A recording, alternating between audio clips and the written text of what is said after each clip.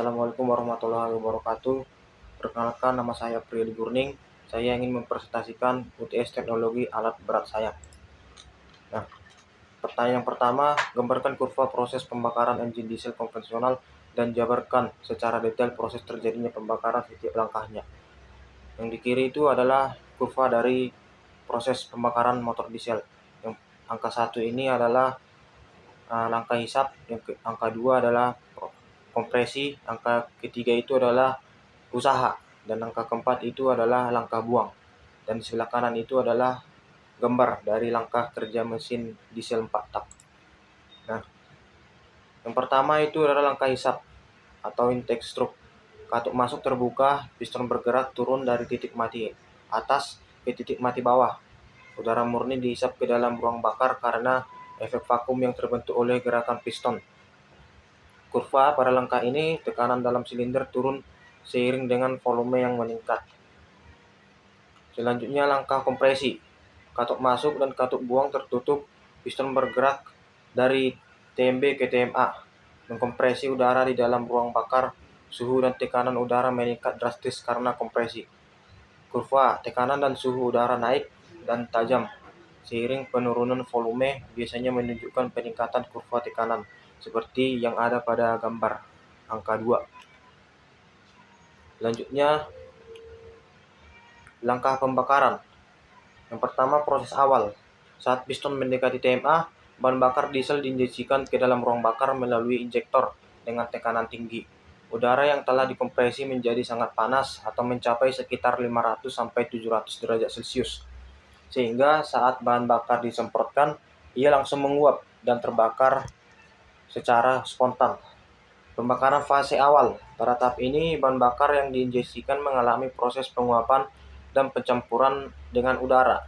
Pembakaran awal menghasilkan kenaikan tekanan yang sangat cepat. Pada kurva ini akan tampak sebagai kenaikan tekanan yang tiba-tiba. Selanjutnya, fase pembakaran utama. Setelah penyalaan di awal, sisa bahan bakar akan terbakar lebih lambat karena pencampuran yang terus-menerus dengan udara. Proses ini adalah pembakaran difusi, di mana laju pembakaran tergantung pada laju pencampuran udara dan bahan bakar. Kurva pada tahap pembakaran, kurva menunjukkan lonjakan tekanan yang tajam setelah bahan bakar terbakar, diikuti oleh sedikit penurunan ketika piston mulai bergerak ke bawah. Selanjutnya, langkah buang. Nah, prosesnya setelah pembakaran selesai, katup buang terbuka dan piston bergerak kembali dari TMA ke TMB, mendorong gas hasil pembakaran keluar dari silinder melalui katup buang, seperti pada gambar. Untuk kurvanya pada langkah ini, tekanan dalam silinder turun mendekati tekanan atmosfer karena volume silinder meningkat seiring gas buang dikeluarkan. Untuk soal nomor 2, menerangkan perbedaan proses pembakaran engine diesel konvensional versus engine diesel memakai turbocharger. Yang pertama, asupan udara, yaitu mesin diesel konvensional. Pada mesin diesel tanpa turbocharger, udara dihisap secara alami ke dalam ruang bakar selama langkah hisap. Jumlah udara yang masuk terbatas pada kapasitas atmosferis, yang artinya jumlah oksigen yang tersedia itu untuk pembakaran juga terbatas. Nah, untuk mesin diesel dengan turbocharger itu menggunakan gas buang dan proses pembakaran untuk memutar turbin yang kemudian mengompres udara lebih banyak ke dalam ruang bakar. Nah, dengan lebih banyak udara yang dikompresi masuk, lebih mendapatkan oksigen yang lebih banyak, yang memungkinkan pembakaran bahan bakar lebih efisien dan menghasilkan tenaga lebih besar. Nah, untuk turbonya yang seperti tertera pada gambar, yang merah itu dari exhaust manifold dan hijau itu adalah intake manifold, udara murni. Dan yang merah itu adalah turbin, dan di sini adalah kompresor yang akan menghisap udara dan akan mengkompresi ke dalam ruang bakar. Selanjutnya, 2. Tekanan udara di ruang bakar. Mesin diesel konvensional, udara yang masuk hanya mengalami kompresi berdasarkan pergerakan piston sehingga tekanan udara relatif lebih rendah dibandingkan mesin yang menggunakan turbocharger. Nah, untuk mesin diesel dengan turbocharger, udara masuk dengan tekanan yang lebih tinggi karena sudah dikompresi oleh turbocharger sebelum masuk ke silinder. Nah, ini memungkinkan densitas udara dalam ruang bakar, memungkinkan pembakaran yang lebih kuat dan tekanan puncak yang lebih tinggi selama langkah pembakaran. Proses pembakaran mesin diesel konvensional. Untuk proses pembakarannya dimulai ketika bahan bakar diinjeksikan ke dalam udara yang terkompresi, di mana udara dan bahan bakar tercampur secara spontan dan terbakar. Pembakaran cenderung lebih lambat dibandingkan mesin dengan turbo karena ketersediaan oksigen yang lebih rendah.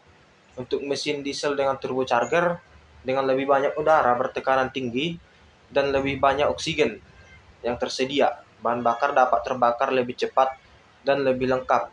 Ini meningkatkan efisiensi pembakaran, menghasilkan lebih sedikit emisi sisa, dan menciptakan tenaga yang lebih besar.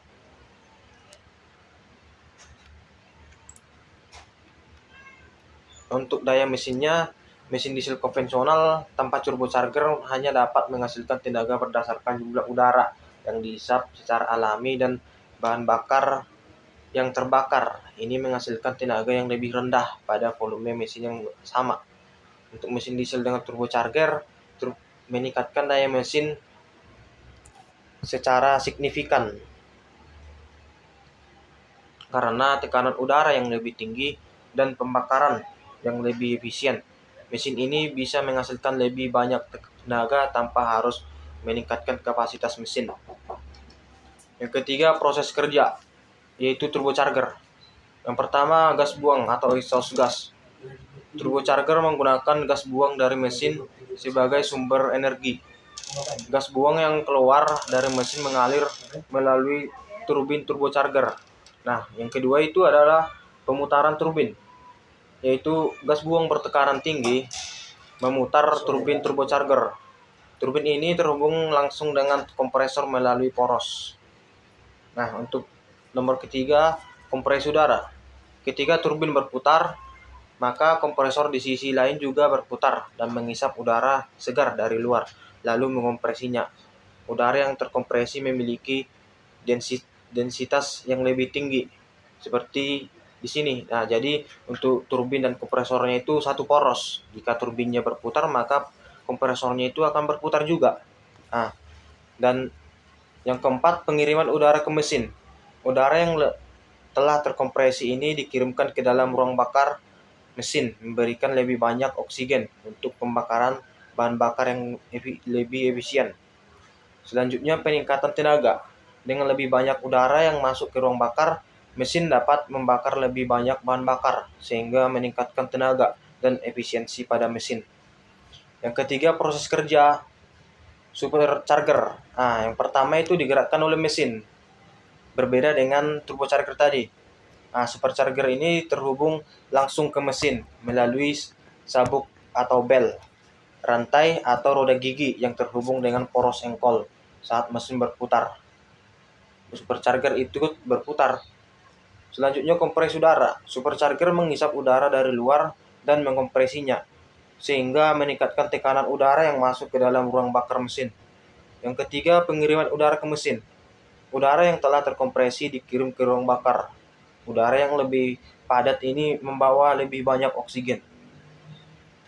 Nah, yang keempat, peningkatan tenaga. Dengan lebih banyak oksigen yang tersedia, mesin dapat membakar lebih banyak bahan bakar untuk menghasilkan tenaga yang lebih besar. Yang ketiga itu proses kerja common rail. Nah, yang pertama, tekanan tinggi pada bahan bakar. Common rail menggunakan pompa bahan bakar bertekanan tinggi yang memompa bahan bakar ke dalam rail yang berfungsi sebagai penampung sementara bahan bakar. Yang kedua, rail penyimpanan tekanan.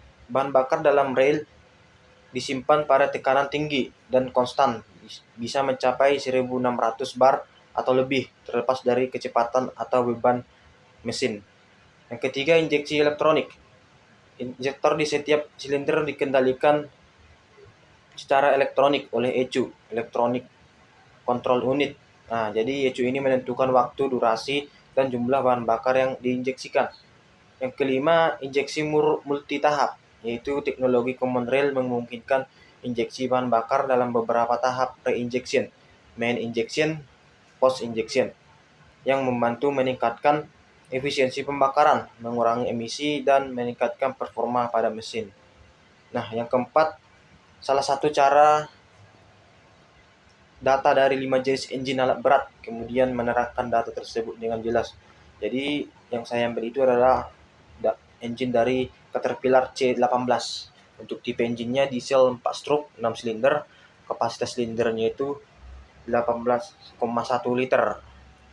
Tenaga maksimal 700 sampai 800 horsepower pada putaran 1800 sampai 2100 rpm. Torsi maksimalnya 3059 Nm pada 1400 rpm. Teknologi common rail, sistem turbocharger dan aftercooler. Aplikasi ini digunakan pada ekskavator, bulldozer, loader, dan alat berat lainnya. Nah, Caterpillar C18 adalah mesin berperforma tinggi dengan common rail system untuk efisiensi bahan bakar dan pengurangan emisi. Nah, yang kelima, 10 komponen engine diesel yang menggunakan teknologi common rail dan menjelaskan secara detail. Nah, yang pertama itu rail. Nah, rail tekanan tinggi atau common rail. Yang berfungsi sebagai penyimpanan bahan bakar pada tekanan tinggi dan mendistribusikannya secara merata ke injektor di setiap silinder. Tekanan dalam common rail tetap konstan selama operasi mesin, memastikan setiap injektor mendapatkan suplai bahan bakar dengan tekanan tinggi sesuai kebutuhan. Yang kedua, injektor. Fungsinya menginjeksikan bahan bakar ke ruang bakar dalam bentuk kabut halus. Nah, yang ketiga, pompa tekanan tinggi. Fungsinya meningkatkan tekanan bahan bakar sebelum disalurkan ke rail. Jadi bertugas untuk meningkatkan tekanan pada bahan bakar. Yang keempat itu sensor tekanan rail untuk mengukur tekanan bahan bakar di dalam common rail. Jadi sensor ini memberikan data kepada ECU untuk mengatur tekanan bahan bakar yang diperlukan dengan presisi, teman-teman. Yang kelima, ECU atau Electronic Control Unit yang berfungsi untuk mengontrol seluruh proses injeksi bahan bakar. Yang keenam, pressure regulator valve untuk mengatur tekanan bahan bakar dalam common rail. Yang ketujuh itu fuel filter yang berfungsi menyaring kotoran dari bahan bakar sebelum memasuki sistem common rail. Yang kedelapan, fuel pressure sensor mendeteksi tekanan bahan bakar di dalam sistem. Yang kesembilan itu ada sistem pendingin bahan bakar, berfungsi untuk mendinginkan bahan bakar yang dipompa melalui sistem common rail. Dan yang terakhir itu adalah sensor crankshaft dan camshaft yang berfungsi memantau posisi poros engkol crankshaft dan poros hubungan atau camshaft untuk pengaturan waktu injeksi. Nah, sekian presentasi dari saya ucapkan terima kasih.